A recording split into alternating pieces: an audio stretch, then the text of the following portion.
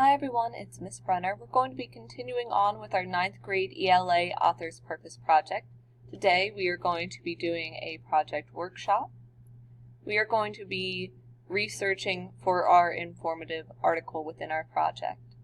So as far as our checklist, that means that we need to identify our informative topic for this part of the project. We need to use library resources to research the topic. So what you're going to want to do is go to the school webpage. We're going to go under Learners. Then under Learners, we are looking for the icon that says Media Center, and then clicking on Mannheim Central High School. We'll then go to the different Gale resources that are available through the Media Center in order to conduct some research about your informative topic. You want to make sure that you use credible sources and organize the author's information using the provided worksheet, which you'll be able to see in the folder. Organize the information to be used with each source, so it is essential that we collect our information and keep it organized so that way there is no confusion when writing our project.